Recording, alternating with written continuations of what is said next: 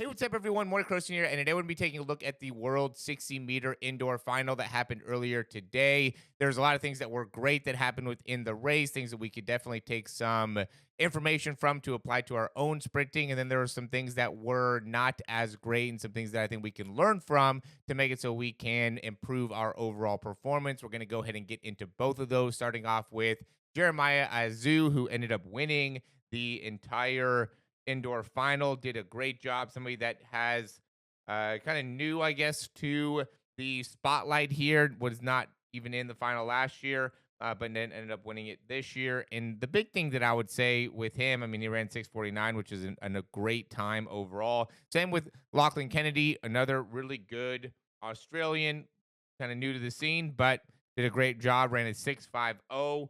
One of the things that was surprising that was not a great part of this was Benitez, who really did very well. He had the fastest time through the heats, and I thought he was going to end up doing pretty well based off of how he was looking. Kind of stumbled out of the blocks, and we can go more in depth into even that here. And one of the things that really stands out is just kind of that toe drag. And this is, I think, what ends up being part of the risk of dragging the toe. I don't know if he felt like he was really tight, maybe within like the left leg when he reached. That kind of looked like a weird reach.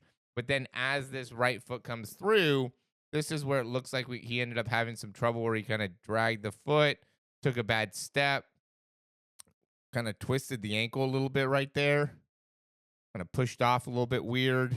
And then from there, just kind of slowed down and let up. And this is one of the things where I think you could definitely learn from this is when in this situation, just keep on running, right? Just stay with where you're at. And, if you come in last and that ends up being the case, we've seen times where Sha'Carri Richards stumbled out of the blocks, ended up coming back and placing.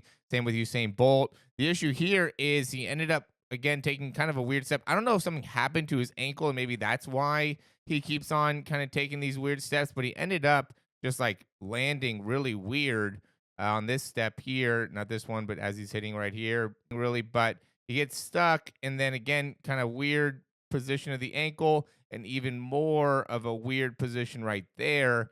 I hope he didn't end up injuring himself, case with him, but that really didn't look good there, and it really looked like that kind of messed him up in general. But yeah, right ankle, left ankle end up being kind of a big thing here. What we can take away from Azu, to me, very good first step. Did a great job getting that first step down.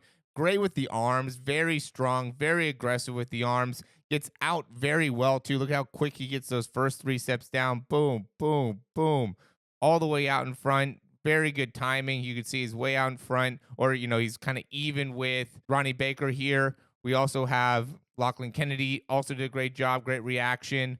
And he's just kind of staying down, staying very horizontal. I think even with how he's set up, he's kind of really far back with that back foot in comparison to everybody else, but he's able to pick up a lot of ground within those first three steps very quickly and got himself into a very, very good position within those first few steps, which I think is critical, right? If you're going to be able to have a lot of success at the 60, you have to be able to accelerate well. I think he is a little excessive with like the head movement. I don't know if that's something that he does intentionally or if it's something that he kind of reacts to, but it's one of those things where it works for him. So it's hard to get too much into, hey, look, this is wrong, right? You could maybe take away, hey, maybe I need to get more head action as you're going. I don't know if I would necessarily coach that, but it's definitely something that he's doing. But I do think he does a good job being very aggressive out of the get go. Then he straightens himself out pretty well. So he's from the beginning, he's getting a lot of action, really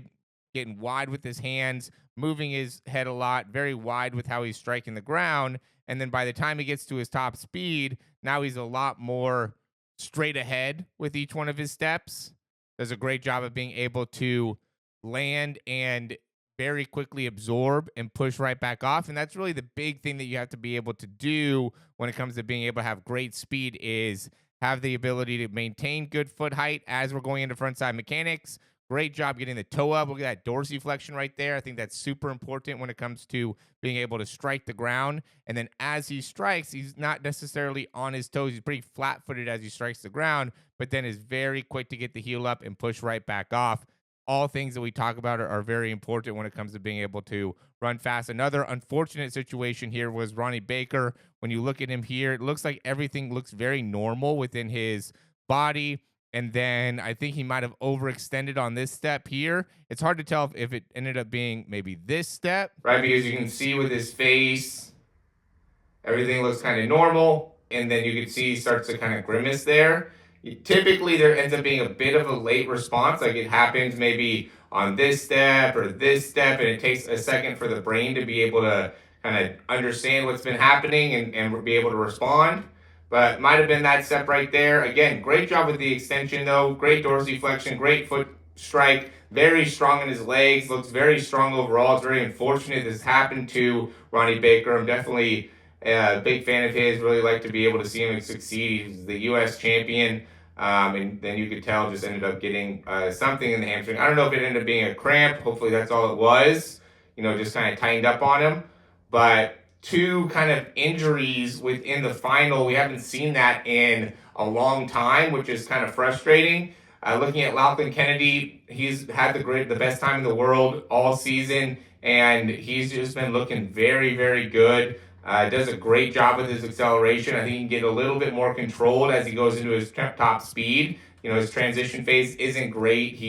Gets really far back behind him there. The better he could control, get better frontside mechanics. So it just looks like he's leaking out a lot of power back behind. You can see him right here. As his foot's coming off the ground, he's getting very high with the foot back behind him, which just comes from being able to generate a lot of power into the ground. So it's one of those things where it's like you can't take away the power, right? Because then that will impact what the speed ends up being. So how can we better absorb the power, get more stability, more control to make it so then you could generate the same power, but then be able to control the foot to make it so you can push off a little bit quicker, ends up being the big goal to me for him to be able to have a great top speed, right? He'll be great in the 60. He can obviously be very successful. He's ran some great times all season.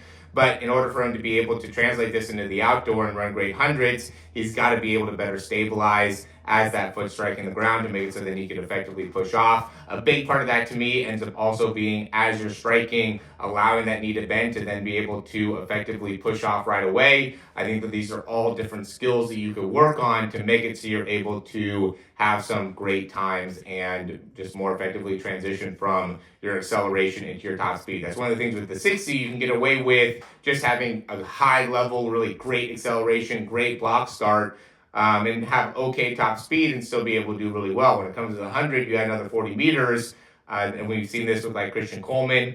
It just becomes a lot more difficult to be able to kind of hide or mask some of the inefficiencies of your transition phase if you just don't have the right technique there. So being able to work on that, I think to me would be very, very beneficial for him and make it so he could run some great 100-meter times this season, which we're all hoping that he ends up doing. So as always, guys, if you like the information, click that thumbs up down below, subscribe to the channel. If you have any questions, comments, or recommendations, you can leave those down below. We always recommend check out some of the things that we have within our online program. We go in depth into a lot of things that go into sprinting mechanics and how you can improve your speed. And there's a lot of different things that we've been working on lately to help you. Big part of it's going to be stability, how we're pushing off, how we're absorbing the ground. That's why I talked about it with Lachlan Kennedy, because that's really something that I've been working a lot more towards, and it's helped a lot of athletes better understand how to effectively strike the ground, which to me is super important. You have to have a strategy as your foot striking as opposed to being reactive to your foot strike in order to have the most success. If you don't have a plan going into your foot strike, it's really going to make a big difference when it comes to your overall ability to run fast. So again, thanks for watching. Check out some of the things in the description down below, and we'll talk to you soon.